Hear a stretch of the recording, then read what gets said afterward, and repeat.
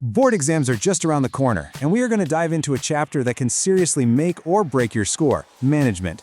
Let's kick things off with a classic exam trap. So, picture this. A company produces 5,000 units, right on time, hitting their target. Sounds great, doesn't it? But what if it cost them double the budget to do it? Is that actually good management? Let's find out. Okay, so this brings us to the core dilemma: being effective versus being efficient. You see, effectiveness is all about doing the right task and achieving the goal. So yeah, producing those 5,000 units was effective. But efficiency? That's about doing the task correctly, with minimum cost and resources. Real good management needs both. Being effective but inefficient, like our example company, is honestly just a one-way ticket to failure. You gotta remember, it's not just about getting it done, it's about getting it done right. Now, let's talk about another area where students tend to lose marks: identifying the different levels of management in those tricky case studies. But honestly, it's pretty simple if you know the keywords to look for. Let's start at the very top. So top-level management, we're talking about your CEO, chairman, president. In a case study, you're looking for words like strategy, vision, survival, or maybe something like formulating overall organizational goals. They're basically the architects of the whole company. Next up, you've got middle management, and they act as the link between the top and the bottom. So for them, look for phrases like interpreting policies, assigning duties, or hiring employees. And then you have the operational or supervisory management. These are your foremen, your supervisors. The key words here are really hands-on. Things like direct interaction with the workforce, ensuring safety, and reducing wastage. They're right there on the front lines, making sure the actual work gets done properly. Okay, that makes sense. The levels and keywords are super helpful for the case studies. But it kind of brings up a bigger question for me. What exactly is this thing they're all doing? I mean, I've heard people call it an art, a science, and even a profession. What's the right answer for the exam? That is a great question, mainly because it's a guaranteed one on the exam. The perfect answer you want to give is that management is both. It's a science because, it has a set of universal principles and a whole systematized body of knowledge. But it's also an art because applying all that knowledge takes creativity, practice, and a very personalized skill. Basically, you learn the science, but you practice the art. Right, art and science. I got it. But what about the whole profession thing? Is it a complete, full-fledged profession like being a doctor or a lawyer, where you need a mandatory degree and there's a strict code of conduct? That's the crucial distinction, and the short answer is no, not yet. While it definitely has a body of knowledge, there's no single mandatory professional group or ethical code for all managers. So here's a pro tip. In your answer, use the phrase increasing professionalization. It shows the examiner you get that it's an evolving field, and that's exactly the kind of nuance they look for to give out top marks. All right, so now that we know what management is, let's break down its core characteristics. I want you to think of these as your must-have keywords for any long-form answer. First up, management is a continuous process. It is not a one-time job. It's this ongoing cycle of functions: planning what to do, organizing how to do it, staffing with the right people, directing them, and then controlling the results. This cycle just never, ever stops. Next, and this is a big one, management creates a dynamic organization. The business world is always changing. You've got new tech, new competitors, new government policies. A manager's job is to help the organization adapt and pivot so it can survive and thrive in that constantly changing environment. And trust me on this, dynamic function is a key word that examiners absolutely love to see. And critically, management is a group activity. An organization is just a collection of different people with different needs and skills. Management's job is to pull everyone's efforts together towards that common organizational goal. It's all about teamwork. It's not a one-person show. It's really about getting things done through other people. So we've got all these different levels, and they're all part of this continuous, dynamic group activity. But with all these moving parts and different departments, sales, finance, production, how does it all not just fall into complete chaos? Like, what's the glue that holds it all together? Fantastic question, and it leads us straight to the most critical concept in this entire chapter: coordination.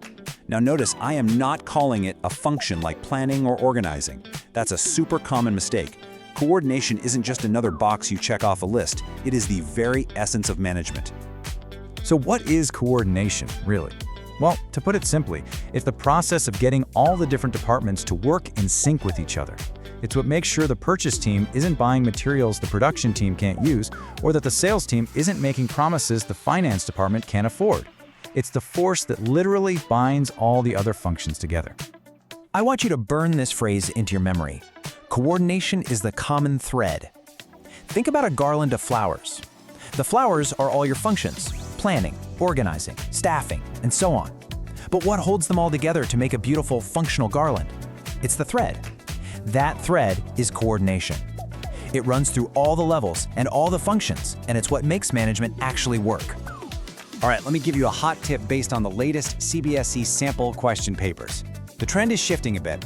They're now asking you to identify the specific functions being performed by specific levels of management. So for example, a case study might describe a supervisor who's ensuring quality output and then ask you to identify the function. The answer? That's controlling, and it's being performed at the operational level. You have to be able to connect the concepts like that. Okay, we've covered a lot today.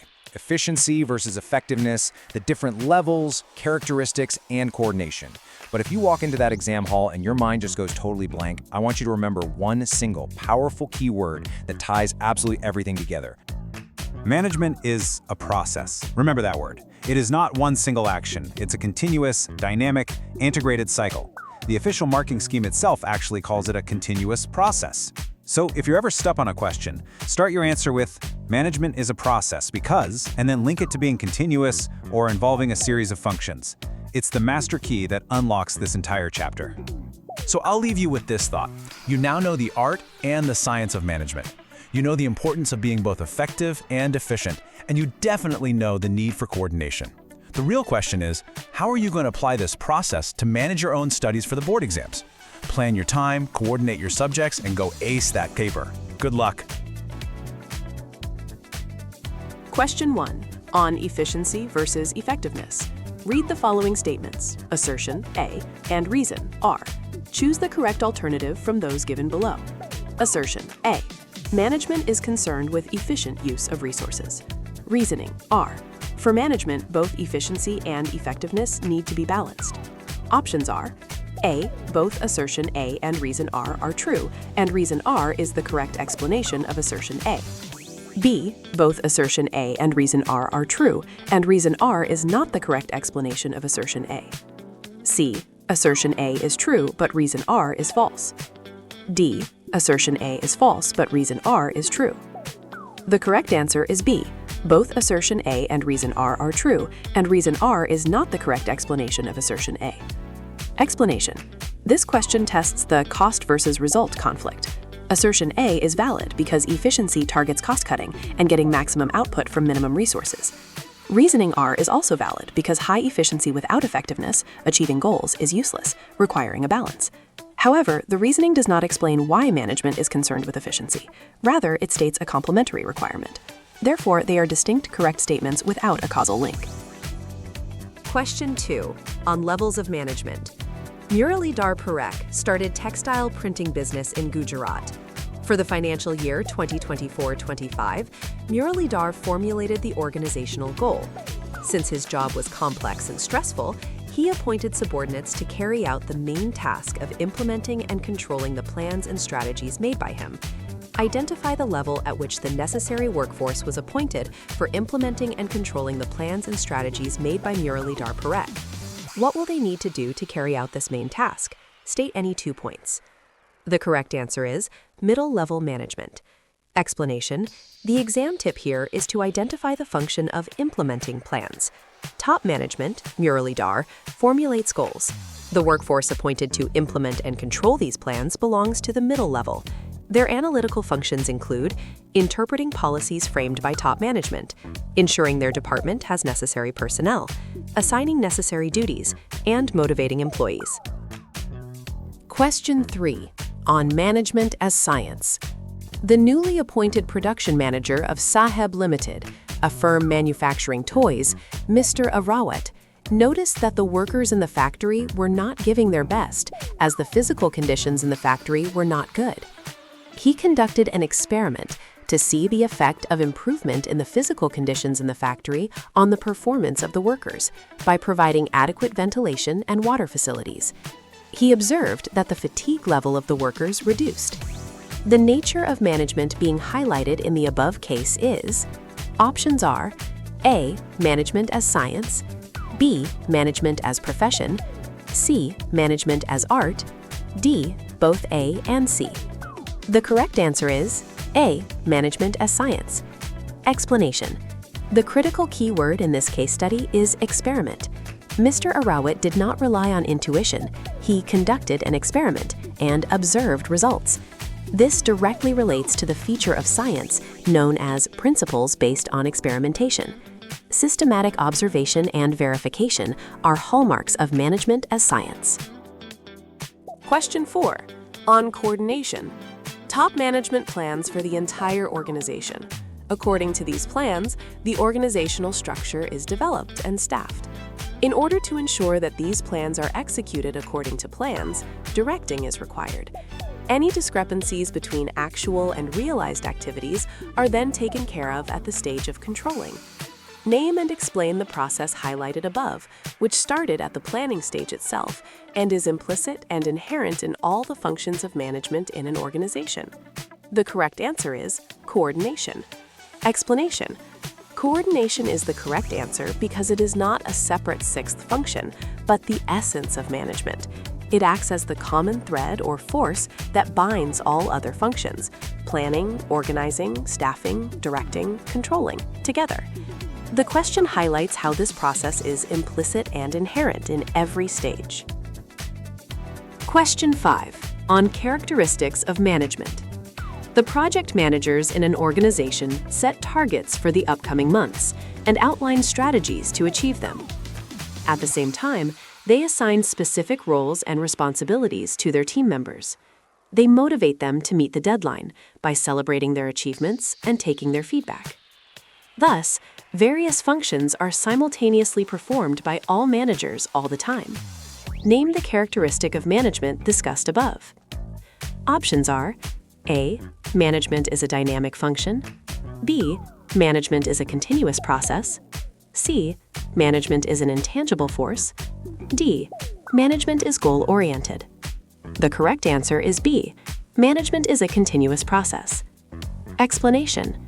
The key phrase is various functions are simultaneously performed by all managers all the time.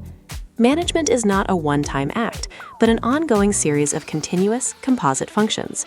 While the scenario involves goals and motivation, the simultaneous and ongoing nature points specifically to it being a continuous process. Question 6. On characteristics, importance of management. The general manager of a reputed organization, Mr. Agastya Lokhande, made the following announcement. When we think of a brand, we think of reputation.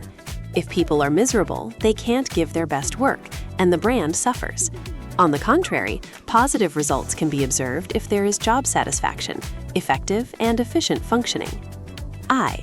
Identify and explain the feature of management discussed. I. Explain any 3 reasons that make management important. The correct answer is I. Management is an intangible force. I. Importance. Achieving group goals, increases efficiency, creates dynamic organization. Explanation. The statement regarding positive results can be observed despite management not being physically seen points to the feature that management is an intangible force. Its presence is felt through orderliness and employee satisfaction, rather than being seen physically. Question 7. On management as science. From the following, which is not a relevant feature of management as science?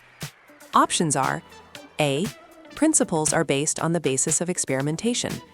B. Systematized body of knowledge. C. Based on practice and creativity. D. Universal validity. The correct answer is C. Based on practice and creativity. Explanation. This question requires exclusion. Systematized body of knowledge, experimentation, and universal validity are features of science. However, practice and creativity is a defining feature of management as an art. Therefore, option C is the correct exclusion. Question 8. On significance of management. Identify the point of significance of management illustrated in the picture. Image showing diverse people holding hands/puzzle pieces. Options are A. Management helps in achieving group goals. B. Management helps in achieving personal objectives. C. Management helps in development of society. D. Management increases efficiency. The correct answer is A. Management helps in achieving group goals. Explanation. Management is required to give a common direction to individual efforts. It integrates diverse elements and coordinates activities to achieve the overall organizational group goals. The visual depicts unity or teamwork toward a common target. Question 10. On importance of management. Identify the reason which makes management important in the light of the fact that it is generally seen that individuals in an organization resist change, as a change often means moving from a familiar, secure environment into a newer and a more challenging one. Options are A. Management helps in achieving group goals. B. Management creates a dynamic organization. C. Management increases efficiency. D. Management helps in the development of society. The correct answer is B. Management creates a dynamic organization. Explanation. Organizations operate in a constantly changing environment. Employees often resist change due to fear of the unknown. Management helps people adapt to these changes to maintain a competitive edge, thus creating a dynamic organization.